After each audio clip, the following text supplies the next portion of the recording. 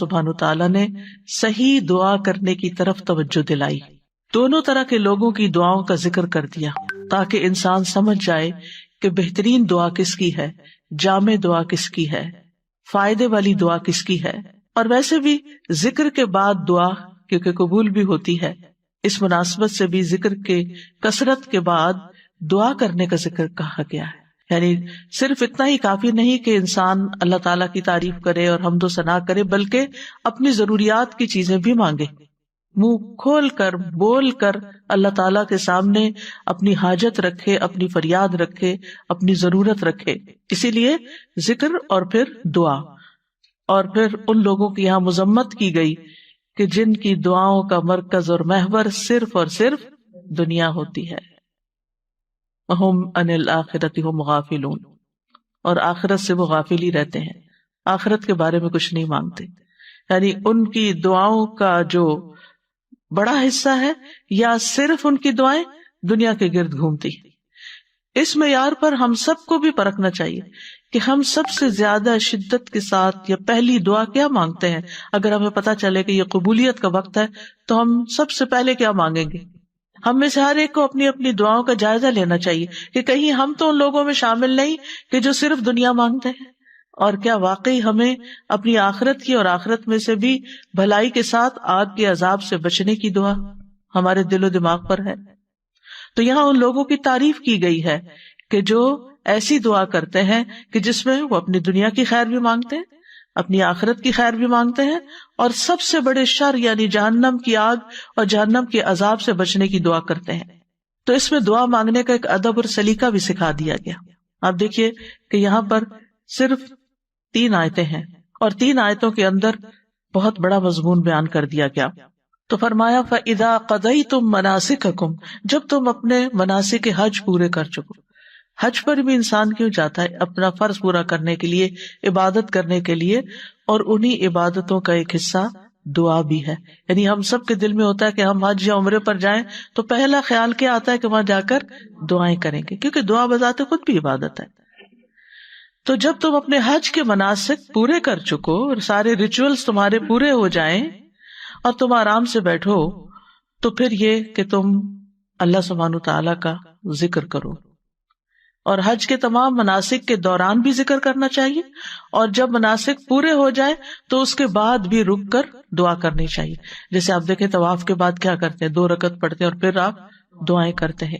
اسی طرح جب آپ کی سعی ہو رہی ہوتی ہے تو اس میں بھی آپ جہاں جہاں رکتے ہیں صفا مروہ پہ پھر دعائیں کرتے ہیں، اللہ کا ذکر کرتے ہیں، اور دوران سعی بھی. اور اسی طرح باقی منا میں، عرفات میں، ہر جگہ سب سے زیادہ جو چیز کی جاتی ہے، جو عبادت کی جاتی ہے، وہ دعا کی عبادت ہے.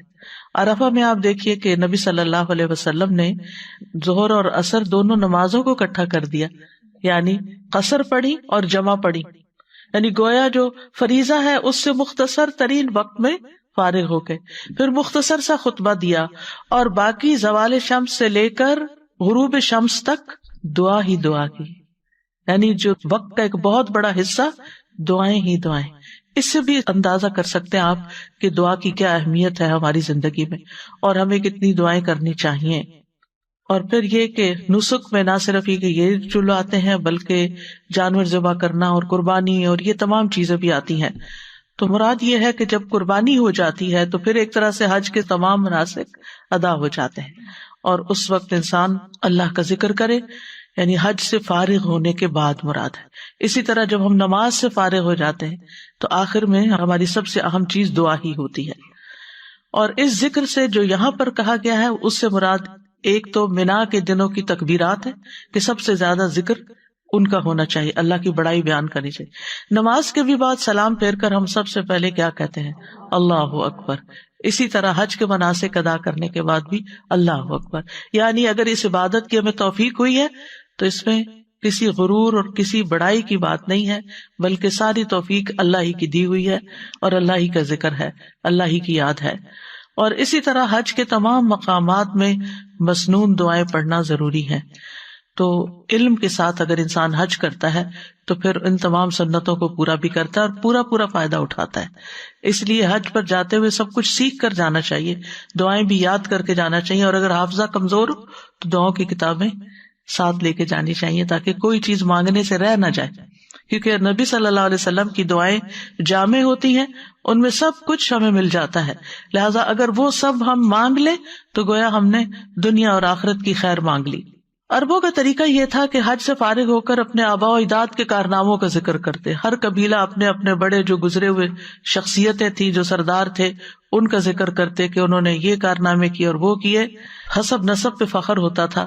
لیکن اللہ سبحانہ وتعالیٰ نے ہمیں اس سے بہتر چیز عطا کی، اور وہ کیا کہ جو اصل بڑائی کا مستحق ہے اللہ رب العزت، تم اس کو یاد کرو، کیونکہ عموماً یہ ہوتا ہے کہ جب ایک قبیلہ اپنے بڑے کا ذکر کرے، دوسرا اپنا، تیسرا اپنا، تو لوگوں کے درمیان اختلاف بھی ہوگا، جیلسی بھی ہوگی، اور سب لوگ نہیں خوش ہو سکتے۔ لیکن اللہ کا ذکر ایسی چیز ہے کہ جس پہ سب متفق بھی ہوں گے اور وہ سب کے لیے خوشی کی بات، اور آپس میں ایک یونٹی بھی اس سے قائم ہوتی ہے۔ اور پھر یہاں پر یہ بھی کہا گیا وہ اشد ذکرا، یعنی جتنا تم شدت سے باپ دادا کا ذکر کرتے تھے، اللہ کا ذکر اس سے زیادہ کرنا ہے، یعنی شدت سے مراد کثرت بھی اور شدت سے مراد توجہ بھی، یعنی اس سے بھی زیادہ بہتر انداز میں تمہیں یہ ذکر کرنا ہے۔ فَمِنَ النَّاسِ مَن يَقُولُ رَبَّنَا آتِنَا فِي الدُّنْيَا وَمَا لَهُ فِي الْآخِرَةِ مِنْ خَلَاقٍ، لوگوں میں سے کوئی ایسا ہے جو کہتا ہے اے ہمارے رب ہمیں دنیا دے دے، دنیا کی بھلائیاں دے دے، اس کے لیے آخرت کا کچھ حصہ نہیں۔ یعنی یہاں کچھ سے مراد یعنی کچھ لوگ ہیں جو یہ کرتے ہیں، اور اس دور میں مشرکین مکہ ایسا کرتے تھے کیونکہ ان کے پاس کوئی دین نہیں تھا ایکٹیو شکل میں، کہتے تو تھے ہم دین ابراہیمی پر ہیں، لیکن وہ طور طریقے بھول چکے تھے، تو وہ آخرت کے تصور سے غافل تھے، آخرت کو نہیں مانتے تھے، یا آخرت کے حساب کتاب یا آخرت کی جزا سزا پر ان کا یقین نہیں تھا۔ وہ کہتے تھے وما ہی الا حیاتنا الدنیا نموت ونحیا وما یہلکنا الا الدہر، کہ ہماری زندگی بس یہ دنیا کی زندگی ہے، ہم اسی میں جیتے مرتے ہیں، اور زمانے کی جو رفتار ہوتی ہے اس کے ساتھ یعنی وقت گزر جاتا ہے، جس کا وہ مر جاتا ہے، بات ختم۔ لیکن نبی صلی اللہ علیہ وسلم نے آ کر سب سے زیادہ جس عقیدے کو انسٹل کیا وہ توحید اور آخرت پر ایمان کا تھا، اور اس طرح ان کو صرف دنیا نہیں بلکہ ہماری وہ زندگی جس میں ہمیں ہمیشہ رہنا ہے اس کی بھلائیاں مانگنے کا سبق سکھا دیا گیا۔ ابن عباس کہتے ہیں کہ کچھ عرب مواقف پہ یعنی عرفات یا حج کے مشاعر میں آتے اور کہتے اے اللہ اس سال کو بارش، خوشحالی اور اچھی اولاد کے حصول کا سال بنا دے۔ آخرت کی بہتری سے متعلق وہ کوئی دعا نہیں کرتے تھے، تو اللہ تعالیٰ نے ان کے بارے میں یہ آیت نازل فرمائی۔ امام بغوی کہتے ہیں کہ اللہ نے اس سے مشرکین مراد لیے ہیں وہ حج کے موقع پر اللہ تعالیٰ سے دنیا کے سوا کچھ نہیں مانگتے تھے، وہ کہتے تھے یا اللہ ہمیں بکریاں، اونٹ، گائے اور غلام عطا کر۔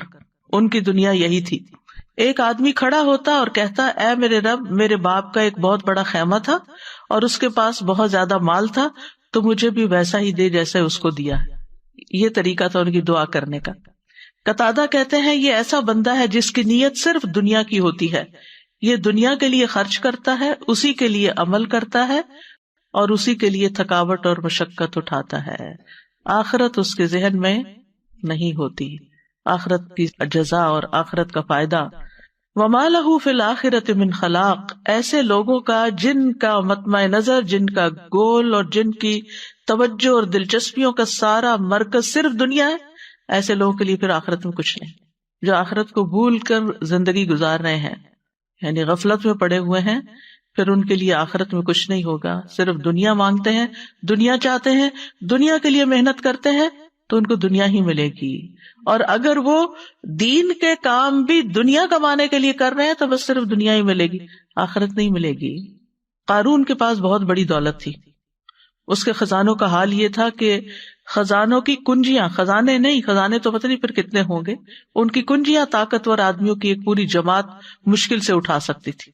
تو اس دولت کی وجہ سے قارون کے اندر فخر اور گھمنڈ پیدا ہو گیا تھا، تکبر پیدا ہو گیا تھا۔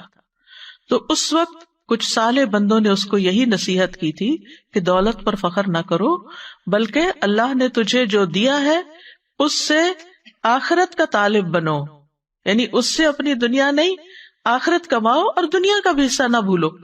یعنی دنیا میں بھی تمہیں جو ملنا ہے مل جائے گا، دنیا کا فائدہ بھی اٹھاؤ، لیکن اس دنیا سے اپنی آخرت کمانا نہ بھولو.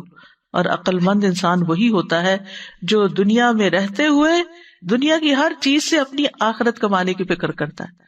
یعنی مومن جو ہوتا ہے وہ صرف اکیلے دنیا کی فکر نہیں کرتا. مثلاً اگر کسی کی اولاد بگڑ جاتی ہے تو وہ صرف یہ دعا نہیں کرتا کہ اللہ اس کو دنیا میں فلاں کامیابی عطا کر دے، بلکہ وہ اس کی دنیا سے زیادہ اس کی آخرت کی فکر کرتا ہے. اور جس کے سامنے آخرت نہیں ہوتی وہ صرف دنیا کی بات کرتا ہے کہ اگر یہ بچے نے پڑھا نہیں یا بچہ صحیح نہیں ہوا تو پھر اس کی دنیا خراب ہو جائے گی، اس کو کوئی پوچھے گا نہیں، اس کے کوئی کمانے کا ذریعہ نہیں ہوگا، اس کے لیے دنیا تنگ ہو جائے گی.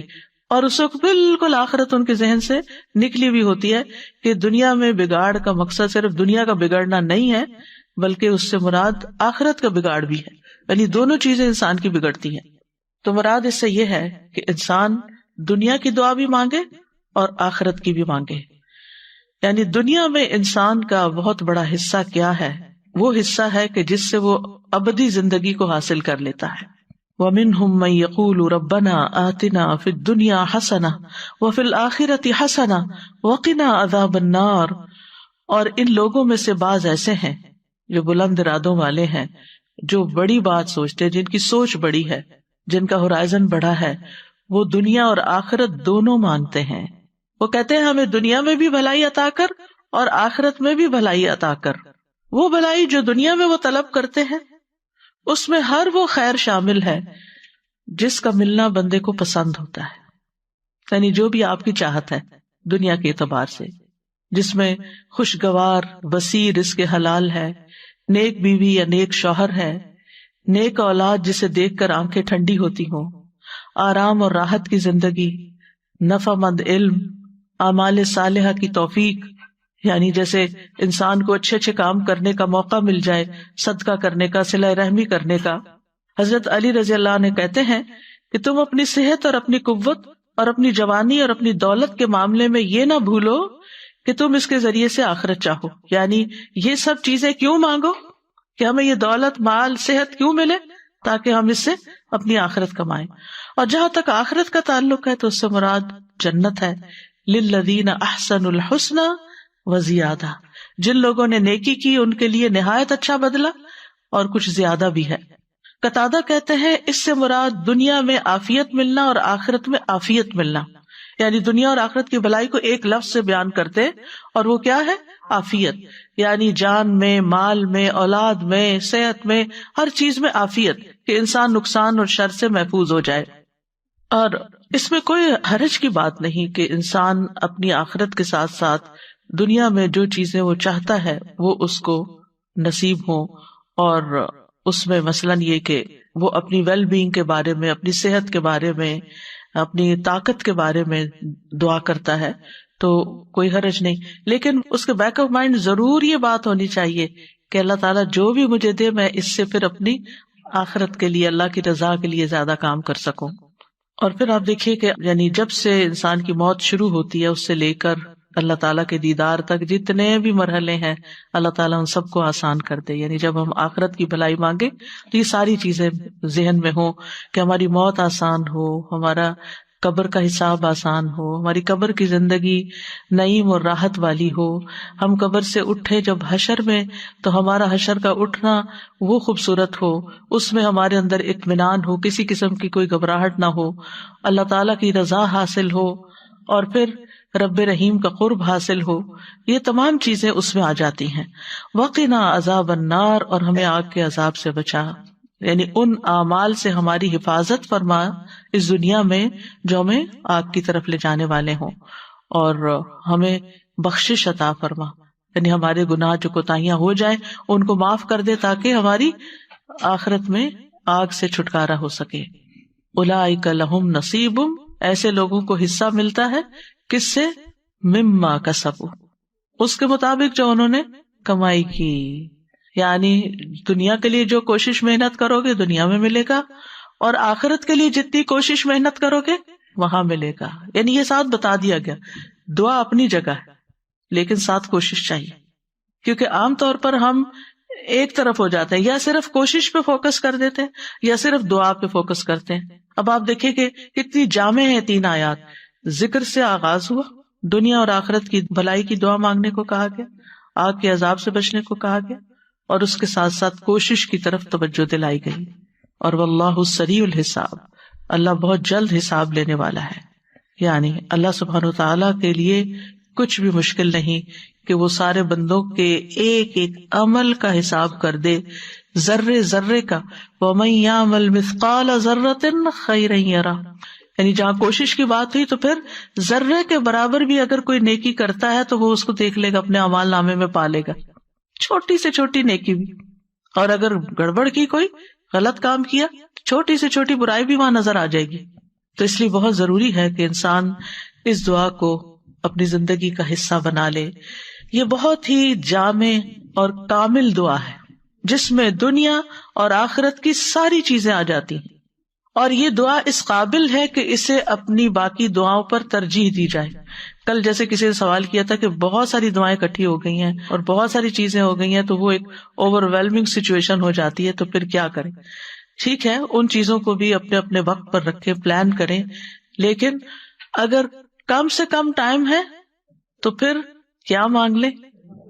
جامع دعا مانگ لیں جس میں دنیا اور آخرت سب کچھ کور ہو گیا، سب کچھ بیچ میں آ گیا۔ نبی صلی اللہ علیہ وسلم اکثر یہی دعا مانگا کرتے تھے اور اس کی ترغیب بھی دیتے تھے، یعنی آپ کی کچھ دعائیں تو مواقع کے ساتھ ساتھ ہوتی تھی، کچھ دعائیں آپ نمازوں کے بعد مانگتے تھے، لیکن کچھ دعائیں آپ بہت کثرت سے مانگتے تھے، یعنی ان کا حصہ زیادہ ہوتا تھا۔ قتادہ نے انس رضی اللہ عنہ سے پوچھا کہ نبی صلی اللہ علیہ وسلم کون سی دعا کثرت سے مانگا کرتے تھے؟ انس رضی اللہ عنہ نے کہا، حضرت انس کی یہ باتیں زیادہ اوتھینٹک اس لیے بھی ہیں کہ وہ آپ کے گھر میں آتے جاتے تھے اور آپ کے تمام امور اور معاملات کو ملاحظہ کرتے رہتے تھے۔ تو حضرت انس نے کہا، آپ جو دعا کثرت سے مانگا کرتے تھے وہ یہ تھی، اللہم آتنا فی الدنیا حسنہ وفی الآخرۃ حسنہ وقنا عذاب النار۔ انس رضی اللہ عنہ جب کوئی ایک دعا مانگنا چاہتے تو یہی دعا مانگتے تھے، یعنی جب اتنا ہی وقت ہو کہ آپ ایک دعا صرف مانگ سکیں، جیسے اذان اور اقامت کے بیچ میں دعا قبول ہوتی ہے، صفوں میں کھڑے ہو جاتے ہیں جب نمازی، اس وقت دعا قبول ہوتی ہے، تو پھر یہ کہ نماز شروع ہو جاتی، آپ یہ تھوڑی کہ نماز چھوڑ کے دعائیں کرنا شروع کر دیں، تو ایک چھوٹے سے وقت میں آپ فوراً ربنا آتنا فی الدنیا حسنۃ وفی الآخرۃ حسنۃ وقنا عذاب النار۔ اور خاص طور پر اس وقت جب انسان کو کچھ سمجھ نہیں آ رہی ہوتی، مانگوں کیا، میری بھلائی کس میں ہے، تو پھر انسان بھلائی مانگ لے، دنیا کی بھی اور آخرت کی بھی، اور یہ دنیا اور آخرت کی بھلائی کو جمع کرنے والے کلمات ہیں۔ انس بن مالک کہتے ہیں، ان سے کہا گیا تمہارے بھائی بصرہ سے آئے ہیں، یعنی کچھ لوگ دوست وغیرہ ملنے کے لیے آئے ہیں۔ وہ اس وقت بصرہ کے کونے میں رہتے تھے، یعنی جس طرح آؤٹ اسکرٹس میں رہتے ہیں، تو ڈاؤن ٹاؤن سے یا سٹی سینٹر سے وہ ان کو ملنے کے لیے آئے، اس لیے آئے ہیں تاکہ آپ ان کے لیے اللہ سے دعا کریں، کیونکہ وہ صحابی تھے، طویل العمر تھے، اس وقت تک اکثر صحابہ فوت ہو چکے تھے، اور ظاہر ہے کہ صحابی بھی بہت جلیل القدر علم والے اور نبی صلی اللہ علیہ وسلم کی طویل صحبت پانے والے قریب ترین صحابہ میں سے تھے، تو ان کے پاس آئے کہ وہ ہمارے لیے دعا کریں۔ انہوں نے کہا، اللہم اغفر لنا وارحمنا وآتنا فی الدنیا حسنہ وفی الآخرۃ حسنہ وقنا عذاب النار۔ لوگوں نے اس سے زیادہ دعا کی خواہش کی، کچھ اور دعا کرے، انہوں نے پھر یہی کہہ دیا، کہا کہ اگر تمہیں یہ مل گیا، یہ دعا قبول ہو گئی، تو تمہیں دنیا اور آخرت کی خیر مل گئی، ساری بلائی مل گئی، کچھ بھی نہیں ٹوٹے گا، پھر بات ہی ختم۔ کتنا خوبصورت ہے ہمارا دین کہ جو ہمیں مختلف مواقع کی مناسبت سے بہترین چیزیں سکھا دیتا ہے، جس میں اتنا بڑا بڑا فائدہ ہے۔ یہ خزانوں کی کنجیاں ہیں، خزانے ہیں یہ، جن کی ہم قدر نہیں کرتے۔ ہم میں سے ہر ایک کو پتا ہے یہ دعا ہے، لیکن کون کتنی تاکید سے مانگتا ہے، بھول جاتے ہیں ہمیں علم ہوتا ہے، ہمیں باتیں پتا ہوتی ہیں، لیکن پھر وہ آہستہ آہستہ ہمارے عمل سے نکل جاتی ہیں۔ ایک دفعہ سنتے ہیں، شروع کرتے ہیں، پھر کچھ دنوں میں کوئی اور چیز اوپر آ جاتی ہے، پھر وہ نکل جاتی ہے۔ ایسی چیزوں کو پکڑ کے رکھنا چاہیے، کہیں ایسے نوٹس لگا دینے چاہیے یا کہیں اپنے یادداشتوں میں لکھ لینا چاہیے کہ یہ مانگنے سے نہیں بھولنا، کیونکہ یہ مل گیا تو سبھی کچھ مل گیا۔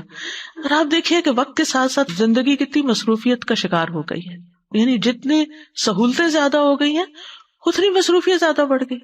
آج سے 100 سال پہلے کا شخص شاید اتنا ٹینس نہ ہوتا ہو جتنا ہم ہر وقت ٹینس رہتے، کیونکہ ایک کام ختم نہیں ہوتا اور ایک اور کرنے کا دھیان لگا رہتا ہے اور بھاگم دوڑ لگی رہتی ہے. اور اگر ہم کسی کرسی پر بھی بیٹھے ہوئے نا تو دماغ ہمارا دوڑ رہا ہوتا ہے نا، یہ بھی کرنا، یہ بھی کرنا، یہ بھی کرنا ہے، وہ بھی ہونا ہے. تو ایسے میں پھر واقعی ذکر کے لیے بھی بعض اوقات ٹائم کم رہ جاتا ہے، اور دعاؤں کے لیے بھی. اور خاص طور پر بچوں والی مائیں، جو چھوٹے بچوں والی، وہ تو ہارڈلی نماز کے اندر یا نماز کے باہر کوئی دعائیں مانگ سکتی ہیں، کیونکہ ٹانگوں کو چمٹے ہوئے ہوتے ہیں یا آگے آ کے لیٹ جاتے ہیں، یا بڑے بھی ہو جائیں تو جا کے کچن میں کھڑے ہو جاتے ہیں اور آوازیں لگانے لگتے ہیں کہ جلدی آئیں. یا پھر آپ کو یہ ہوتا ہے کہ اگر میں وقت پہ نہ اٹھی تو انہوں نے کچھ کام خراب کر دینا. آج کل خاص طور پہ افطار کے فوراً بعد مغرب ہوتی ہے، آپ کو جور کھاتے پانی پیتے نماز شروع کر دیتے ہیں. اب آپ کا دل ہوتا ہے تھوڑا سا سکون سے نماز پڑھے، لیکن سارے تو ایسے سکون سے نہیں پڑھتے، ان کو تو بھوک لگی ہوتی ہے، پھر آپ کو سرو کرنا ہوتا ہے تو آپ کو سب کی ٹیک کیئر کرنی ہوتی. پھر اس وقت دل چاہتا ہے کہ کیا مانگ لیں، کچھ تو مانگے، کیونکہ سارے دن کے روزے کے بعد اس نماز کی کیفیت بھی بڑی اچھی ہوتی ہے. تو اس وقت یہ دعا مانگ کے اٹھ جائے، لمبی نہ مانگے کہ گھر والے ناراض ہونے لگے. تو بہت سے اوقات ایسے ہوتے ہیں کہ جس میں ہمارے پاس کوئی نیکی کا کام کرنے کا بہت مختصر سا وقفہ ہوتا ہے، ایسے اوقات کو استعمال کر لیا کریں ایسی جامع دعاؤں کے ساتھ. پھر اسی طرح عافیت کی دعا مانگنا، یہ بھی دنیا اور آخرت کی بھلائیاں مانگنے میں سے ہے. حضرت انس سے روایت ہے کہ رسول اللہ صلی اللہ علیہ وسلم نے مسلمانوں میں سے ایک ایسے شخص کی، بیمار شخص کی عیادت کی جو لاغر ہو کر چوزے کی طرح ہو گیا تھا، بالکل سکڑ سا گیا.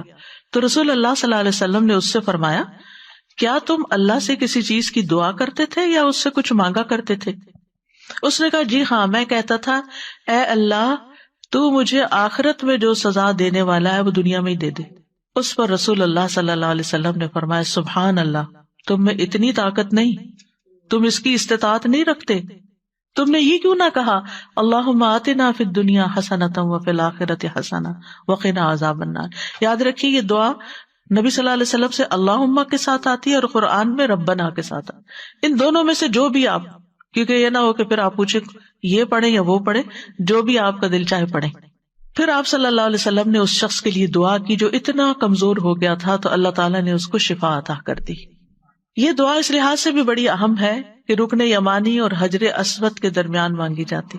تھوڑا سا فاصلہ ہوتا ہے نا، رش تو الحمدللہ بڑا بھی ہو جاتا ہے، لیکن ویسے وہ تھوڑی سی جگہ ہوتی، تو اس میں انسان اگر پوری توجہ کے ساتھ یہ دعا مانگ لیتا ہے تو گویا وہ سب کچھ مانگ لیتا ہے.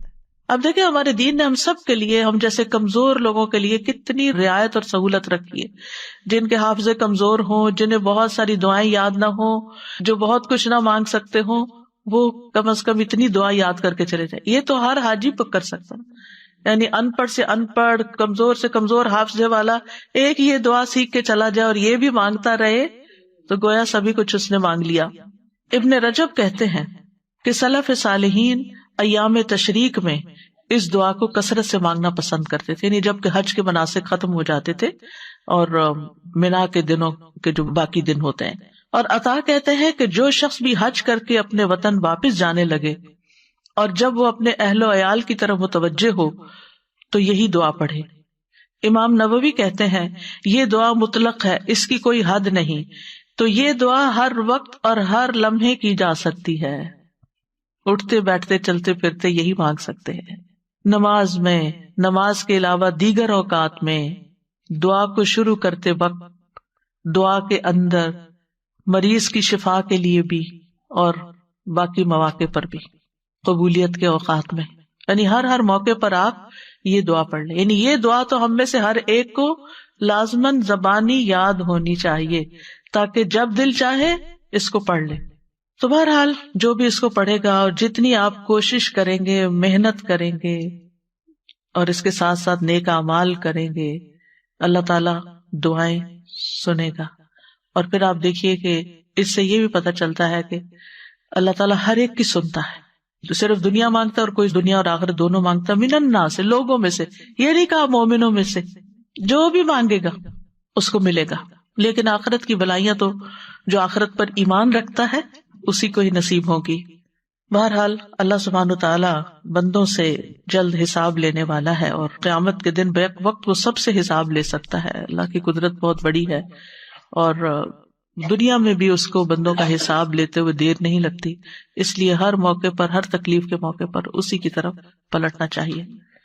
اس دعا سے ایک اور بات بھی پتہ چلتی ہے کہ دنیا سے زیادہ آخرت کا حصہ ہے اس دعا میں۔ دعا کا ایک حصہ ربنا آتنا فی الدنیا حسنہ، اور دوسرا حصہ وفی الآخرۃ حسنہ وقنا عذاب النار۔ آخرت کے لیے دو چیزیں مانگی گئی ہیں۔ پھر آپ دیکھیے ربنا کہہ کر دعا شروع کی گئی ہے، یعنی اللہ تعالی کے نام الرب کے ساتھ، اس کی صفت ربوبیت کے ساتھ۔ اور پھر اس دعا سے یہ بھی پتہ چلتا ہے کہ مانگنے والا جو ہے وہ بلند عزائم رکھتا ہے، بڑی سوچ کا مالک ہے۔ یہ بھی یاد رکھیے کہ آخرت کے ساتھ ساتھ دنیا مانگنے میں کوئی برائی نہیں ہے، کہ ہمیں خود سکھا دیا گیا ہے۔ یعنی بعض لوگ ایکسٹریمسٹ ہوتے ہیں، جب دین کی بات کرتے تو دنیا کو بالکل بھول جاتے ہیں، اور بعض لوگ آئیڈیلسٹ ہوتے ہیں، دنیا بھی آئیڈیل ہو جائے اور آخرت بھی۔ تو بات یہ ہے کہ دنیا کبھی بھی آئیڈیل نہیں ہو سکتی، دنیا تو لفظ ہی دنیا ہے، گھٹیا ہے، کم تر ہے، وہ آخرت کے مقابلے میں تو پانی کا قطرہ بھی نہیں ہے۔ تو اس لیے یہاں انسان کو جو کچھ ملا ہے وہ دراصل آخرت کمانے کے لیے ملا ہے۔ یعنی آپ دنیا میں اچھی صحت، مال، رزق، ہر چیز کیوں مانگے؟ تاکہ یہ چیزیں زیادہ ہوں گی تو اس سے آپ کی آخرت میں زیادہ کنٹریبیوشن ہو سکے گی، ورنہ دنیا میں جتنا کچھ انسان کو ملتا ہے وہ سب کچھ استعمال نہیں کر سکتا، سب کچھ نہیں آپ استعمال کر سکتے۔ یعنی اگر آپ نے مانگ بھی لیا اور دنیا کٹھی بھی ہو گئی آپ کے پاس، آپ کو دنیا میں 10 گھر مل گئے رہنے کے لیے، کہاں رہیں گے؟ ایک ہی گھر میں رہیں گے نا، ورنہ زندگی پراگندہ ہو جائے گی، پریشان حال ہو جائیں گے۔ کچھ لوگ ہوتے ہیں نا، وہ کبھی یہاں رہتے ہیں، کبھی وہاں رہتے ہیں، کبھی کہیں جاتے ہیں، کبھی کہیں جاتے ہیں، کہیں چین ہے نہیں ان کو، کیونکہ زندگی میں مقصد کوئی نہیں ہے، ایک جگہ گھبرائے تو دوسری جگہ چل پڑے۔ تو دنیا کا حال تو یہ ہے کہ نہ ہو تب بھی مشکل، زیادہ ہو جائے تب بھی مشکل، ایک ٹانگ ادھر ایک ادھر۔ تو انسان کو دنیا مانگتے ہوئے جو بھی وہ دنیا کا حصہ مانگے گا برا نہیں سوچنا چاہیے، برا نہیں فیل کرنا چاہیے کہ ہائے میں دنیا مانگ رہا ہوں، ہاں یہ اچھا نیک انسان ہے، عابد، زاہد، پائس، یہ دنیا بھی مانگتا ہے۔ ہاں دنیا مانگتے ہیں، کیوں؟ اس لیے تاکہ دنیا میں ذلیل و خوار نہ ہو لوگوں کے ہاتھوں، اور دنیا اچھی ہوگی تو اس سے آخرت بھی اور اچھی ہو جائے۔ زیادہ مال ہوگا، زیادہ صدقہ خیرات کریں گے، زیادہ اچھی صحت ہوگی، زیادہ عبادت کریں گے، زیادہ روزے رکھیں گے، زیادہ نیکی کے کام کریں گے، زیادہ اولاد ہوگی اور پھر وہ نیک بھی ہوگی تو زیادہ صدقہ جاریہ ہوں گے۔ یعنی جو چیز بھی آپ کی یہاں زیادہ ہوگی دنیا کی اور آپ اس کو صحیح سے استعمال کریں گے تو وہ اتنا ہی زیادہ آپ کا آخرت کا حصہ بڑھتا چلا جائے گا۔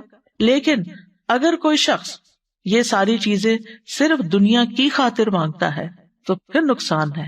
یعنی وہ مال جو صرف دنیا کے کام آئے، وہ عزت جو صرف دنیا کی حد تک ہو، یہ پھر خسارے کا سودا ہے۔ اور اگر انسان اپنی دینداری کا بھی اظہار کرتا ہے لیکن اس کے پیچھے بھی نیت خراب ہے کہ اس کو عزت ملے، شہرت ملے، اس کا نام ہو، اس کو لوگ پسند کریں، لوگ اس سے محبت کریں، تو اس سے آخرت میں بھی کچھ نہیں ملنے والا۔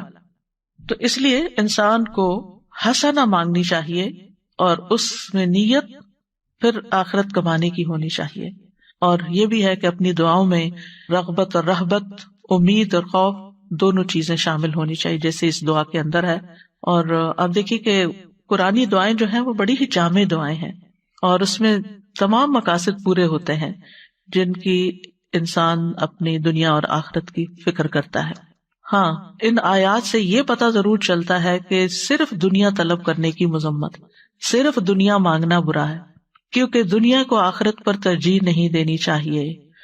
لیکن ہماری کمزوری یہی ہے، بل تؤثرون الحیات الدنیا والآخرۃ خیر وابقی، تم دنیا کی زندگی کو ترجیح دیتے ہو حالانکہ آخرت کہیں بہتر اور زیادہ باقی رہنے والی ہے، اور آخرت کے مقابلے میں دنیا ہے بھی بہت قلیل۔ اگر آپ نے صرف دنیا مانگی اور بہت دنیا پہ مل گئی آپ کو، پھر بھی بہت تھوڑی ہے، کیونکہ قل متاع الدنیا قلیل والآخرۃ خیر لمن اتقی، آخرت تو تقوی کے ساتھ ملے گی، اور دنیا کی متاع تو جتنی بھی مل جائے وہ کم ہی ہے، کیونکہ ختم ہونے والی ہے۔ دنیا عارضی ہے اور آخرت ہمیشگی کا گھر ہے، اور اصل زندگی آخرت ہی کی زندگی ہے۔ وما هذه الحیاۃ الدنیا الا لہو ولعب وان الدار الآخرۃ لہی الحیوان لو کانوا یعلمون، اور دنیا کی یہ زندگی نہیں مگر ایک دل لگی اور کھیل، اور بے شک آخری گھر یقیناً وہی اصل زندگی ہے۔ یعنی دنیا میں 100 سال بھی مل جائے تب بھی ختم ہو جائیں گے، لیکن آخرت میں زندگی کبھی ختم نہیں ہوگی. زندگی تو وہ ہے جو کل شروع ہوگی. یقیناً وہی اصل زندگی ہے. لو کانوا یعلمون، کاش وہ جانتے ہوتے. انسان دنیا کے تھوڑے متاع پہ خوش ہو جاتا ہے. چھوٹی سی کوئی کامیابی ملتی ہے، چھوٹی سی کوئی چیز مل جاتی، آپے سے باہر ہونے لگتا ہے، گھمنڈ کرنے لگتا ہے. لیکن دنیا کی جو بھی چیز ہے، اللہ تعالیٰ فرماتے ہیں وَمَا الْحَيَاةُ الدُّنْيَا فِي الْآخِرَةِ إِلَّا مَتَاعٌ، وہ تھوڑے سے سامان کے سوا آخرت میں کچھ بھی نہیں. یعنی دنیا میں جو کچھ کمایا اگر اس سے آخرت نہیں بنائی تو سمجھے سب فنش، ہر چیز ختم. آخرت کو چھوڑ کر صرف دنیا کو محبوب رکھنا جو ہے یہ غفلت کا باعث ہو جاتا ہے. یعنی جو شخص دنیا میں ہوتے ہوئے آخرت نہیں سوچتا وہ غافل شخص ہے، اور جو صرف دنیا چاہتا ہے اس کو آخرت میں کچھ نہیں ملتا. وَمَا لَهُ فِي الْآخِرَةِ مِنْ خَلَاقٍ. سورۃ الاسراء میں اللہ تعالیٰ فرماتے ہیں من کان یرید العاجلۃ عجلنا له فیہا ما نشاء لمن نرید ثم جعلنا له جہنم یصلاها مذموما مدحورا. جو شخص اس جلد ملنے والی دنیا کا ارادہ رکھتا ہے ہم اس کو اس میں جلدی دے دیں گے، جو چاہیں گے، سب کچھ نہیں، جتنا ہم چاہیں گے اور جس کے لیے چاہیں گے، سب کو بھی نہیں دیں گے جو بھی یہ مانگ رہے ہیں. پھر ہم نے اس کے لیے جہنم تیار کر رکھی ہے جس میں وہ داخل ہوگا مذمت کیا ہوا، دھتکارا ہوا. کیوں؟ کیونکہ اس کی ساری کوششوں، طلب تڑپ، محبت کا فوکس صرف دنیا تھی. تو دنیاوی غرض سے اگر کوئی شخص عمل کرتا ہے، نیک عمل بھی چاہے کرے، لیکن دنیا حاصل کرنے کے لیے، تو ایسے شخص کو آخرت میں کچھ حصہ نہیں ملے گا. لیکن اگر کوئی شخص آخرت کو حاصل کرنے کے لیے دنیا کے کام بھی کرتا ہے تو اس کی دنیا میں سے بھی آخرت کو حصہ مل جائے گا. لیکن محض دنیا کی خاطر نیک اعمال کرنے والے آخرت میں خسارے میں ہوں گے. اور اس کے لیے وہ حدیث ہے مشہور، ام سلمہ کہتی ہے میں نے نبی صلی اللہ علیہ وسلم سے کہا ہشام بن مغیرہ صلہ رحمی کرتا تھا، مہمانوں کی میزبانی کرتا تھا، غلاموں کو آزاد کرتا تھا، کھانا کھلاتا تھا. اگر وہ اسلام کا دور پاتا تو مسلمان بھی ہو جاتا، کیا یہ اعمال اس کو فائدہ دیں گے؟ آپ نے فرمایا نہیں، وہ تو یہ سب کچھ دنیا کے لیے دیتا تھا تاکہ دنیا میں اس کا چرچا ہو، اس کی شہرت ہو، وہ دنیا کی تعریف چاہتا تھا. اس نے ایک دن بھی یہ نہیں کہا رب اغفر لی خطیئتی یوم الدین، اے میرے رب بدلے کے دن میری خطاؤں کو معاف کر دینا. تو ہونا کیا چاہیے، اس طرح کے جتنے بھی ہم کام کریں، چیریٹی کے کام کریں، لوگوں کی خدمت، خیال رکھیں، ساتھ ہی دل میں دعا کرتے رہیں اور دل کا دھیان اس طرف رہے کہ اللہ اس کا صلہ مجھے آخرت میں عطا کرنا اور اس کے بدلے میرے گناہ معاف کر دینا. یعنی صدقہ کرنے کی ایک نیت کیا ہونی چاہیے کہ اللہ اس کے بدلے میرے گناہ معاف ہو جائیں، کیونکہ صدقہ گناہوں کی آگ کو ٹھنڈا کرتا ہے، اللہ تعالیٰ کے غضب کو ٹھنڈا کرتا ہے کہ جو بندے پہ بھڑکتا ہے گناہوں کی وجہ سے. رسول اللہ صلی اللہ علیہ وسلم نے فرمایا اس امت کو عظمت و رفعت، دین و نصرت اور زمین میں اقتدار کی خوشخبری دے دو. یعنی یہ امت بہت اوپر بھی جائے گی. سو جو ان میں سے آخرت کا عمل دنیا کے لیے کرے گا اس کا آخرت میں کوئی حصہ نہیں ہوگا. یعنی تمہیں دنیا ملے گی لیکن ایسا نہ ہو کہ آخرت والے اعمال بھی دنیا کمانے کے لیے کرنے لگو. سورۃ نازعات میں آتا ہے فَأَمَّا مَن طَغَىٰ وَآثَرَ الْحَيَاةَ الدُّنْيَا فَإِنَّ الْجَحِيمَ هِيَ الْمَأْوَىٰ. جس نے سرکشی کی، دنیا کی زندگی کو ترجیح دی تو جہنم اس کا ٹھکانہ ہوگی. دنیا کی طلب انسان کو بعض اوقات گمراہی کے راستے پر لے جاتی ہے. یعنی انسان اللہ کے راستے پر نہیں چل سکتا جب اس کی دنیا کی خواہشات بڑھ جاتی ہیں، اور بعض اوقات وہ دنیا سے ایسی محبت کرنے لگتا ہے کہ آخرت کے بارے میں کوئی ذکر بھی کر دے تو اس کو برا لگتا ہے کہ آپ ہر وقت موت کی باتیں کرتے ہیں، جنت کی باتیں کرتے ہیں، جہنم کی باتیں کرتے ہیں. تو محض دنیا طلب کرنے سے آخرت کا نقصان ہو جاتا ہے، دل ٹیڑھے ہونے لگتے ہیں، نیت خراب ہونے لگتی ہے نا انسان کی. اور پھر جو لوگ دنیا سے محبت کرتے ہیں وہ بزدل ہو جاتے ہیں، ان کو موت سے ڈر لگنے لگتا ہے. چھوٹی چھوٹی پریشانی، چھوٹے چھوٹے حادثے ان کو خوف زدہ کر دیتے ہیں. یعنی چھوٹا سا بھی نقصان ہوتا ہے تو ان کے اوپر پہاڑ بن کے گرتا ہے، کیونکہ ان کو کیا ڈر لگ جاتا ہے کہ ہماری دنیا بگڑنے لگی ہے. لیکن جس شخص کو آخرت کا غم لگ جاتا ہے نا، دنیا میں اس کا کوئی بڑے سے بڑا بھی نقصان ہو تو وہ کیا سوچتا ہے، دنیا ہی تو ہے، حقیر متاع ہی تو ہے، اگر اس پہ صبر کے بدلے اللہ اس سے آخرت میں بہتر دے دے تو میں سٹل خسارے میں نہیں ہوں، میرا کچھ بھی نہیں گیا. اولاد کا نقصان ہو، جان مال، کسی بھی چیز کا، ہر چیز میں مومن کیا کہتا ہے انا للہ و انا الیہ راجعون. یہ چیز گئی ہے، ہم بھی اللہ کے ہیں، ہمیں بھی چلے جانا ہے. تو وہ اس کا غم لگا کر نہیں بیٹھ جاتا، وہ غم پالنے نہیں لگ جاتا، وہ پھر بھی اٹھتا ہے اور کچھ کرتا ہے کیونکہ اس نے بھی آگے جانا ہے. صرف جانے والوں کے غم میں روتے رہنا ہی عقل مندی نہیں، کیونکہ ہم نے بھی جانا ہے. وہ چلے گئے اپنا کما کے، ہمیں بھی کچھ کمانا ہے، تو اس وقت کو ادھر ادھر ضائع نہیں کرنا. پھر اسی طرح یہ ہے کہ دنیا کی حقیر چیزوں کے بندے نہیں بننا چاہیے. رسول اللہ صلی اللہ علیہ وسلم نے فرمایا ہلاک ہوا درہم کا بندہ، ہلاک ہوا دینار کا بندہ، ہلاک ہوا منقش چادر کا بندہ، یعنی زیب و زینت والے کپڑے کا شوق، اگر اسے مل جائے تو راضی، نہ ملے تو ناراض، اللہ سے بھی ناراض، بندوں سے بھی ناراض. یہ ہیں مال کے بندے. اللہ کرے یہ ہلاک ہو جائے، سر نگوں ہو کر گر پڑے، اگر اسے کانٹا چبھے تو کوئی نہ نکالے. نبی صلی اللہ علیہ وسلم نے ایسے بندے کے لیے بد دعا کی. ابن عباس کہتے ہیں اللہ نے دنیا کو 3 حصوں میں تقسیم کیا ہے، ایک حصہ مومن کے لیے، ایک حصہ منافق کے لیے اور ایک حصہ کافر کے لیے. وہ کہتے ہیں مومن آخرت کے لیے زیادہ راہ لیتا ہے، یعنی مومن جتنی دنیا اس کے پاس زیادہ آتی ہے اتنی وہ آخرت بنا لیتا ہے. منافق اس دنیا سے دنیا کی زینت اختیار کرتا ہے، یعنی منافق کے پاس جب مال و دولت آتا ہے تو وہ کیا سوچنے لگتا ہے، اور زیادہ گھر کی ڈیکوریشن کیسے کر لوں، اور زیادہ لباس مہنگا کیسے خریدوں. یعنی وہ اپنے مال کا ایک بڑا حصہ صرف دنیا کی زیب و زینت میں ہی لگاتا چلا جاتا ہے. اور کافر خوب عیش کرتا ہے، بس دنیا اس کے لیے عیش و عشرت کا مقام ہے، دنیا اس لیے کماتا ہے تاکہ دنیا میں عیش کر سکے. اور آپ اپنے آگے پیچھے دائیں بائیں ہر طرف دیکھتے ہیں کہ لوگ بہت سا کام، بہت سی محنت کیوں کرتے ہیں، تاکہ ایک لگزوریس لائف گزار سکیں. لگزوریس لائف ایک ہوتی ہے ضرورت کی زندگی، کہ اللہ تعالیٰ مشکل سے بچا کے آسانی والی زندگی دے تاکہ انسان اپنی عبادت، اپنے کام، اپنے سارا کچھ اچھے سے کر سکے.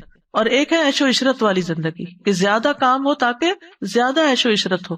اور یہی وجہ ہے کہ آپ دیکھیں کہ ایسے لوگوں کا جو آخرت سے غافل ہو کر جیتے ہیں، ان کے مال کا بڑا حصہ کہاں جاتا ہے؟ سوچئے کہاں جاتا ہے؟ انٹرٹینمنٹ. یعنی کھانا صرف ضرورت کا کھانا نہیں، بلکہ کھانے میں ایسی چیزوں کا انتخاب جو صرف ایک زبان کا ٹیسٹ ہو یا ایک انٹرٹین کرتی ہوں. پھر اس کے بعد اوقات اگر فارغ ہے تو وہ کس کام میں جاتے ہیں؟ ویکیشنز. اور ویکیشنز میں بھی ایسی جگہوں کا انتخاب جہاں نہ انسان اپنی نگاہوں کی حفاظت کر سکے اور نہ ہی اپنے دین کی حفاظت کر سکے. اور پھر اسی طرح لباس اور باقی چیزیں. تو مومن دنیا کی عیش و عشرت کے پیچھے نہیں ہوتا، وہ اپنے وقت کو قیمتی سمجھتا ہے. وہ اگر ویکیشن پر جاتا بھی ہے تو غور و فکر کے لیے وہ ایسی جگہوں کا انتخاب کرتا ہے کہ جہاں وہ جا کر اپنے ایمان میں اور اضافہ کر کے آئے، جہاں وہ کچھ نیا سیکھ کر آئے. یعنی مومن کے لیے کہیں ویکیشن پہ جانا منع نہیں ہے، بلکہ کہا گیا سیرو فی الارض، زمین میں چلو پھرو، دیکھو کیسے ہوا پچھلی قوموں کے مجرموں کا انجام، چلو پھرو، اللہ کی نشانیوں پر غور کرو. ایسی ویکیشن منع نہیں ہے، کیونکہ اس میں ہم کس کے لیے حصہ لے رہے ہیں؟ آخرت کے لیے حصہ لے. لیکن اگر صرف عیش و عشرت، جیسے وہ لوگ جن کے دل اللہ کے خوف سے خالی ہوتے ہیں، وہ ایسی جگہوں پر زنا اور شراب اور ہر طرح کے حرام کام کرنے کے لیے ان کو کھلی چھٹی ملتی ہے، تو اس چیز کی پوچھ ہوگی، اس پہ پکڑ ہے. اور ایک اور بہت سوچنے کی بات، وہ کیا؟ مالک بن دینار کہتے ہیں آپ دنیا کے لیے جتنا غم کریں گے اسی حساب سے آپ کے دل سے آخرت کی فکر نکل جائے گی. کیونکہ ایک دل ہے نا، آپ نے اس میں کیا بھرنا ہے. اگر دنیا کا غم بھر لینا ہے تو آخرت کا غم نکل جائے گا. جتنا جتنا دنیا کا غم بھرے جا رہے ہیں آخرت کا غم نکلے جا رہا ہے. اور اگر آپ آخرت کا غم لگا لیں گے تو دنیا کا غم نکلنا شروع ہو جائے گا. دنیا کے غموں سے نبٹنے کا یہی طریقہ ہے، ورنہ یہ دنیا اپنے ہر اچھے برے طریقے سے آپ کو غمگین ہی کرتی. بہت ساری نعمتیں مل جائیں وہ بھی غمگین کر دیتی ہیں کہ یہ پرانی ہو جائیں گی، یہ ختم ہو جائیں گی. ان چیزوں کا ملنا بھی غم. اولاد مل جاتی ہے تو یہ تھوڑی ہوتا ہے کہ صرف آپ خوش ہوتے ہیں، جتنے خوش ہوتے ہیں نا اسے 10 سے زیادہ فکر کرتے ہیں اور غمگین بھی ہوتے ہیں. اسی طرح مال، کوئی دنیا کی کوئی بھی چیز لے، ہے جو گھٹیا، ادنا، کمتر، تو پھر اس کی کوئی بھی چیز غم، رنج، فکر، کانٹوں سے پاک نہیں ہے. یہاں ہر چیز کے ساتھ مسائل ہے. تو اس لیے پھر انسان آخرت کا فکر لگا لے، آخرت کا غم لگا لے. اور جب آخرت کا غم ہوگی تو انسان کہے گا یہ دنیا یہ 4 دن کی بات ہے مشکل وقت گزر جائے گا، نکل جائے گا، ختم ہو جائے گا. دنیا میں نہ کوئی بیماری ہمیشہ رہنے والی ہے، نہ کوئی مسئلہ ہمیشہ رہنے والا ہے، نہ کوئی بھوک افلاس ہمیشہ رہنے والا ہے، کچھ بھی ہمیشہ رہنے والا نہیں. یہ سب کچھ موت کے ساتھ ختم ہو جائے گا. لیکن موت کے بعد کوئی مسئلہ پیش آ گیا تو آپ اکیلے ہیں بھگتنے کے لیے، وہاں کوئی ساتھ نہیں اور وہ ختم بھی نہیں ہونے والا. وہ پھنس گئے مصیبت میں. ایک جنازہ جا رہا تھا تو آپ نے فرمایا مستریح و مستراح. مستریح یا راحت پانے والا، مستراح جس سے راحت پائی جائے. مستریح مومن ہوتا ہے جو دنیا کے غموں، فکروں، پریشانیوں، تکلیفوں، بیماریوں، ہر چیز سے نجات پا کر اللہ کی رحمت میں ڈھانپا جاتا ہے.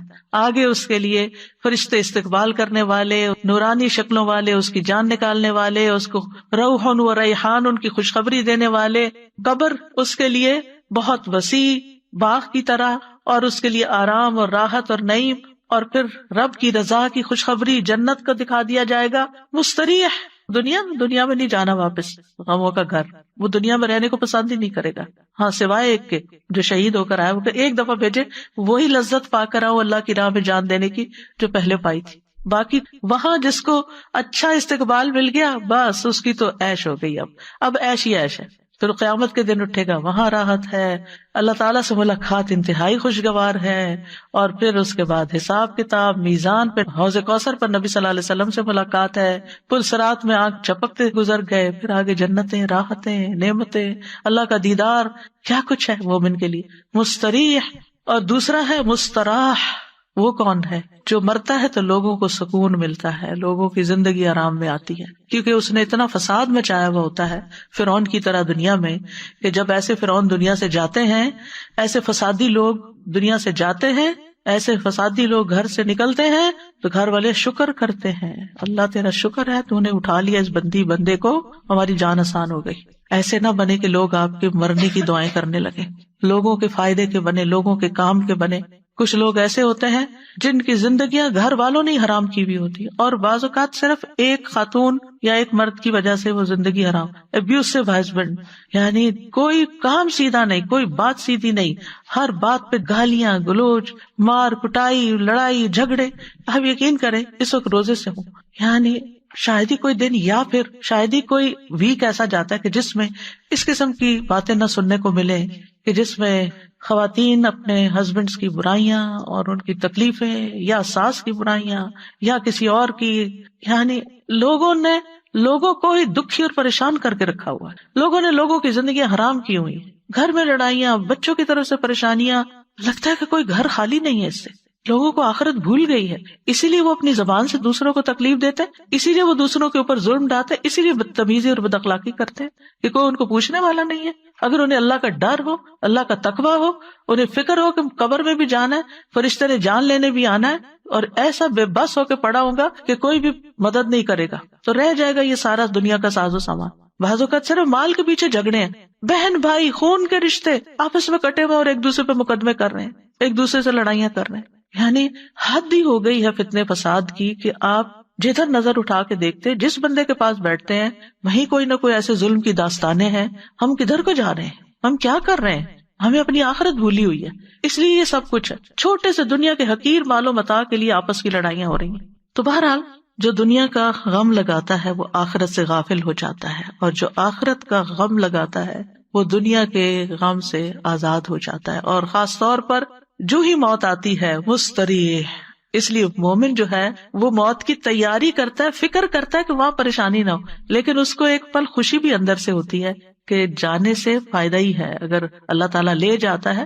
لیکن جو شخص دنیا سے محبت کرتا ہے اس کو دنیا چھوڑنے کا بھی بڑا غم ہے کہ میں دنیا چھوڑ آیا. وہ جس کو میں نے دن رات کمایا، وہ میرے کاروبار، وہ میرے بزنس، وہ میری جابیں، وہ میرے مال، وہ میرا بینک بیلنس، وہ کدھر گیا سب کچھ.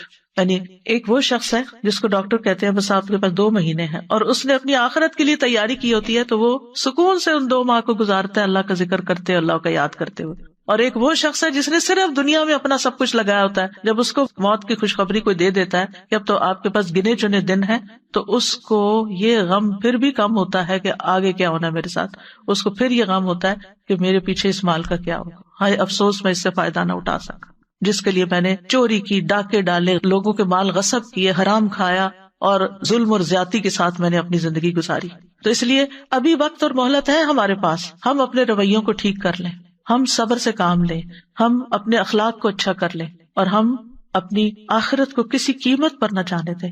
جو ہمارا حصہ نہیں بنتا، جو ہمارا مال نہیں، اس کے اوپر ہم نظر ہی نہ رکھیں. ظلم اور زیادتی کے ساتھ کسی کا مال ہتھیانے کی کوشش نہ کریں، جھوٹ بول کر کسی سے کچھ حاصل نہ کریں، اور اگر سچ بول کر اپنا بھی کچھ جاتا ہے تو جو رزق آپ کی قسمت میں ہے وہ آپ کے پاس آئے گا.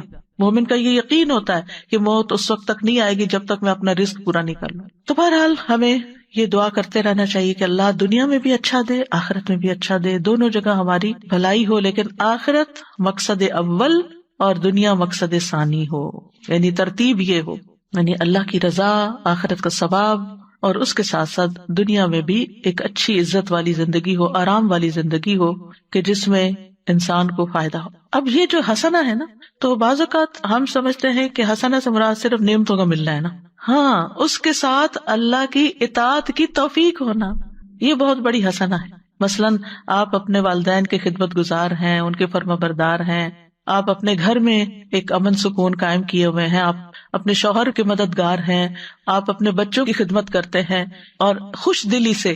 یاد رکھیں یہ کام سب کو کرنے پڑتے ہیں کسی نہ کسی درجے میں، تھوڑا یا زیادہ، لیکن ایک وہ ہے جو خوشی سے کرتا ہے، اجر کی نیت سے کرتا ہے، اور ایک وہ ہے جو مارے بندے کرتا ہے اور کر کے ضائع کرتا ہے. کام کر کے تھک گئے، 4 سنائی اس کو، 4 سنائی اس کو، سب ضائع، کوئی فائدہ نہ ہوا. تو یہ حسنہ کیا ہے کہ آپ کو اخلاق حسنہ نصیب ہو. جب ہم مانگتے ہیں ربنا آتنا فی الدنیا حسنہ، ساری بلائی اچھا اخلاق دے اللہ، تاکہ ہم تھکے بھی تو تیری خاطر صبر کریں، ہمیں کوئی تکلیف پہنچے تو تیری خاطر صبر کر جائے، فوراً چنک کے جواب نہ دیں.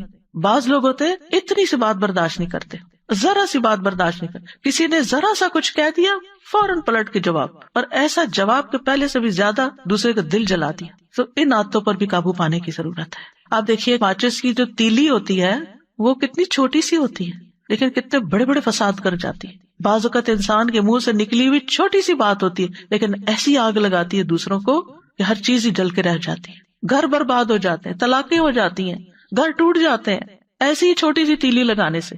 تو اگر اللہ نے آپ کو بولنے کی طاقت دی ہے تو اس کو صحیح سے استعمال کریں.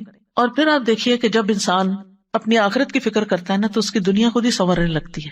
جو اللہ کی رضا چاہتا ہے پھر اس کے حالات درست ہونے لگتے ہیں، کیونکہ وہ اللہ کے لیے صبر کر لے گا، وہ اللہ کے لیے کسی کی مدد کر دے گا، وہ اللہ کے لیے ہر کام کرنے کو تیار ہو جائے. اور جو خیر بانٹتا ہے خیر پلٹ پلٹ کے اس کی طرف آتی ہے. تو آپ دیکھیے کہ اگر انسان اللہ کی رضا کے لیے اور آخرت کی کامیابی کے لیے مثلا دنیا میں عبادت کرتا ہے، استغفار کرتا ہے کہ اس کے گناہ معاف ہو جائیں، تو اس کے بدلے میں دنیا میں بھی بھلائی ملے گی، دنیا کا رزق بھی ملے گا، اولاد بھی ملے گی اور باقی چیزیں بھی پائے گا. اور اگر کوئی دین کو چھوڑ کر صرف دنیاوی مادی نعمتوں کو دنیا سمجھتا ہے تو وہ ساری چیزیں حسنہ میں نہیں آتی. یعنی پھر وہ ملی آپ کو تو آپ کے لیے شر بھی ہو سکتی، اللہ یہ کہ وہ خیر کے کاموں میں لگے. یعنی مثلاً اگر آپ صرف استغفار کرتے ہیں دنیا حاصل کرنے کے لیے اور آخرت کا کوئی ارادہ نہیں، تو ہو سکتا ہے کچھ دنیا مل جائے آپ کو کہ آپ کے گناہ معاف ہو، دنیا مل گئی، لیکن آگے والی چیز کہاں گئی؟ تو چاہے استغفار کرنے والے کوئی بھی کام کرنے والے ہوں تو لازماً اس کے نتائج کو ضرور دیکھیں جو اللہ تعالیٰ نے ہمیں بتائے ہیں. بہرحال کہنے کا مطلب یہ ہے کہ جب دنیا کی بھلائیاں مانگیں تو دنیاوی اغراض غالب نہیں ہونے چاہیے. امام غزالی کہتے ہیں اگر انسان کی نیت میں دنیاوی مقصد غالب ہے یعنی کسی بھی کام کے لیے تو اس کا کوئی اجر نہیں ہوگا آخرت میں، اور اگر دینی مقصد غالب ہے تو اسی حساب سے اس کو اجر ملے گا جتنی نیت تھی اس کی اللہ سے پانے کی. یعنی عبادات میں جیسے روزہ ہے تو صرف اس لیے نہیں رکھے کہ صحت اچھی ہو جائے گی روزے رکھ لیتے ہیں، نماز ہے اس لیے نہیں کہ اچھا 2 تراویح کھڑے ہو کے پڑھتی ہوں تو زیادہ کیلوریز برن ہوں گی، یہ نہیں دل میں ہونا چاہیے. اگر خیال آ بھی گیا تو فوراً جھٹکے اور کہنے قوموا للہ قانتین. تو اگر اللہ کی عبادت اور اطاعت میں اللہ کی رضا حاصل کرنے کا غلبہ ہے یعنی وہ اجر پانے کا زیادہ ہے تو ہی اجر ملے گا، ورنہ ظاہر. مثلاً حجاج کے لیے اجازت ہے کہ وہاں پر بزنس بھی کر لیں، لیس علیکم جناح ان تبتغوا فضلا من ربکم. حج کے لیے جا رہے ہو، اگر کچھ خرید و فروخت کرنی ہے تو کر سکتے ہو، ایسا منع نہیں ہے. یعنی بعض لوگ بازار جانے کو انتہائی کنڈیم کرتے ہیں، ایسا نہیں ہے، آپ جا سکتے، آپ میں ہمت ہے تو آپ جائیں، آپ کو وقت ملا تو آپ جائیں. آپ اگر کچھ خریدتے ہیں، کچھ یہاں سے لے جاتے ہیں سیل کرنے کے لیے، سیل کر کے کچھ نفع کما کے اس سے کچھ اپنے خرچ پورے کرتے، کوئی منع نہیں. لیکن اگر آپ جاتے ہی صرف اس نیت کے لیے ہیں، آپ کہتے ہیں مجھے اپنا بزنس کرنا اور میں حج بھی کر لوں گا، تو یہ نہیں ہونا چاہیے. ٹھیک ہے نا؟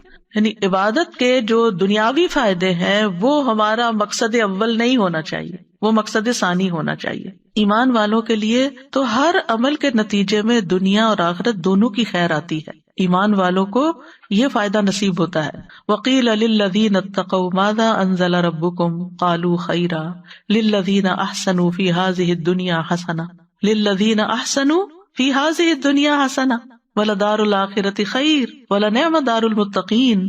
جنہوں نے تقوی اختیار کیا ان سے کہا گیا تمہارے رب نے کیا نازل فرمایا؟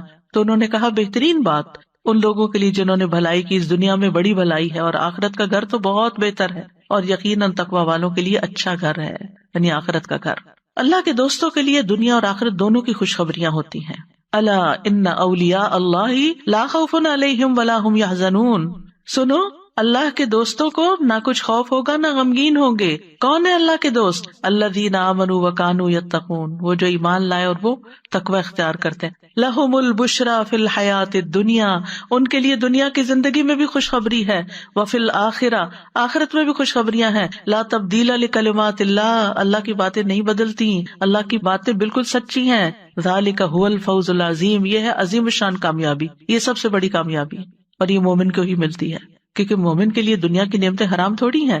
قل من حرم زینۃ اللہ التی اخرج لعبادہ والطیبات من الرزق قل ہی للذین آمنوا فی الحیاۃ الدنیا خالصۃ یوم القیامہ. کہہ دیجیے اللہ کی وہ زینت جو اس نے اپنے بندوں کے لیے پیدا کی اور رزق میں سے پاکیزہ چیزیں کس نے حرام کی. کہہ دیجیے یہ چیزیں دنیا کی زندگی میں ان لوگوں کے لیے جو ایمان لائے، اور قیامت کے دن بھی خالصتاً ان کے لیے ہوں گی. اور پھر آپ دیکھیں کہ جب یہ دونوں دعائیں آپ مانگتے ہیں تو اللہ تعالیٰ دونوں ہی قبول کرتا ہے. جابر کہتے ہیں رضی اللہ عنہ، میں نے نبی صلی اللہ علیہ وسلم سے سنا، آپ فرماتے تھے رات میں ایک گھڑی ایسی ہے جو مسلمان بندہ اس کو پا لیتا ہے، اس میں وہ دنیا اور آخرت کی کسی بھی خیر کا سوال کرتا ہے، اللہ تعالیٰ وہ بھلائی اس کو ضرور عطا کر دیتا ہے. اس لیے رات کو جب سائڈ بدلے کچھ نہ کچھ مانگ لیا کریں، کیا پتہ یہی وہ گھڑی ہو. تہجد کے لیے اٹھے پھر دعائیں مانگے، یعنی اللہ سے اچھی امید رکھ کر دنیا اور آخرت دونوں ہی. پھر اسی طرح آپ دیکھیں کہ کسی کو خالی دنیا کی دعا دینا منع نہیں، زیادہ بہتر ہے کہ آپ اس طرح دعا دیا کریں اللہ تعالیٰ آپ کو دنیا اور آخرت کی تمام بھلائیاں عطا کرے. اور یہ اسی دعا کا ترجمہ ہے بیسیکلی، ٹھیک ہے. لیکن جب آپ دنیا کی بھی بھلائی کی کسی کو دعا دینا تو اس سے مقصد یہی ہو کہ یہ نعمتیں اس کو جو ملے اس سے ہی اپنی آخرت کما لے، یہ ٹولز ہیں آخرت کے لیے. حضرت انس کہتے ہیں نبی صلی اللہ علیہ وسلم ہمارے ہاں تشریف لائے، وہاں میری والدہ اور میری خالہ ام حرام کے سوا کوئی نہیں تھا، یعنی 2 مرد 2 عورتیں، نبی صلی اللہ علیہ وسلم اور حضرت انس اور 2 عورتیں یعنی امی اور خالہ. آپ نے فرمایا کھڑے ہو جاؤ میں تمہیں نماز پڑھاؤں. فرض نماز کے وقت کے علاوہ کی نماز تھی، یہ نفل نماز سے، تو آپ نے جماعت سے نماز پڑھائی ہوگی جیسے آج کل ہم تراویح پڑھتے ہیں، اور کچھ لوگ جماعت مسجد میں پڑھ کے آ جاتے ہیں گھر اور پھر گھر تراویح پڑھ لیتے ہیں، ایسا بھی کیا جا سکتا ہے. پھر آپ صلی اللہ علیہ وسلم نے ہمارے سب گھر والوں کے لیے دنیا اور آخرت کی تمام بھلائیوں کی دعا کی. یہ آپ کی سنت، آپ کا طریقہ ہے نا. کسی کے گھر جائیں تو اس گھر میں آپ اس طرح نماز بھی پڑھ سکتے ہیں اور گھر والوں کو دعا بھی دے سکتے ہیں. اس کے بعد میری ماں کہنے لگی اللہ کے رسول صلی اللہ علیہ وسلم یہ آپ کا چھوٹا سا خدمت گزار ہے، اس کے لیے خصوصی دعا کریں، یعنی حضرت انس. تو آپ نے میرے لیے ہر بھلائی کی دعا کی. میرے لیے آپ نے جو دعا کی اس کے آخر میں یہ تھا اللہم اکثر مالہ و ولدہ و بارک لہ فیہ، اے اللہ اس کا مال اور اس کی اولاد زیادہ کر اور اس کے لیے ان میں برکت ڈال دے. یعنی صرف دنیا کی یہ 2-3 چیزیں مانگی. تو یہ دعا دینے کا طریقہ بھی آنا چاہیے، یعنی دوسروں کو ہم سب سے بہترین تحفہ جو دے سکتے ہیں وہ دعا کا تحفہ ہے، اور دل سے دینی چاہیے، صرف تکلفاً اور رسماً نہیں ہونی چاہیے. اور پھر یہ کہ دنیا اور آخرت کی ہر بھلائی کی دعا کرنی چاہیے، اور اس کے علاوہ کوئی خاص دعا آپ کسی کو دینا چاہے تو وہ بھی دے سکتے ہیں. اب دنیا کی بھلائی میں کیا کیا چیزیں شامل ہیں خاص طور پر، یعنی پہلے کچھ اس کا ذکر تو ہو چکا ہے اجمالی طور پر، لیکن اب ٹو دا پوائنٹ چند باتیں کروں گی. سب سے پہلے یہ کہ سب سے بڑی دولت اور نعمت دنیا میں اسلام ہے، دین ہے. الحمدللہ اللہ نے ہمیں یہ دولت عطا کی ہے، ہمیں مسلمان پیدا کیا، ہمیں دین دیا. اس کے لیے ہمیں اللہ سے دعا کرنی چاہیے کہ اللہ ہمیں دین کا نفعمند علم عطا فرمائے. یہ سب سے بڑی دولت ہے. ایمان کے بعد جو دولت مانگنی چاہیے وہ ربی زدنی علما ہے. یہ مل گیا آپ کو، آپ کے علم میں اضافہ ہوتا گیا تو نتیجہ کیا ہوگا، آپ کے نیک اعمال زیادہ ہوتے جائیں گے. علم سرمایہ کی طرح ہے، جتنا مال زیادہ ہوگا نا اتنا آپ زیادہ خرید سکتے ہیں کوئی چیز. جتنا علم زیادہ ہوگا اتنی آپ کو نیکیاں کرنے کے زیادہ طریقے پتہ چل جائیں گے کہ کیا کیا کرنا ہے. اس لیے علم حاصل کرنے کے حریص ہونا چاہیے، اور علم کی مجالس کا حریص ہونا چاہیے. یہ دنیا کی بہت بڑی حسنہ ہے، بہت بڑی بھلائی ہے جس کو یہ نصیب ہو جائے کہ اس کو اللہ تعالیٰ موقع دے دے، وقت دے دے، توفیق دے دے کہ وہ علم کی مجلس میں حاضر ہو جائے اور وہاں سے کچھ لے کے اٹھے، کوئی خزانہ پا کے جائے اور اس پر پھر عمل بھی کرے. اس کے بعد سب سے بڑی دولت نیک اعمال کی توفیق ملنا. نبی صلی اللہ علیہ وسلم نے فرمایا نیک عمل کرو. ہر شخص کو ان اعمال کی توفیق دی جاتی ہے جن کے لیے وہ پیدا کیا گیا.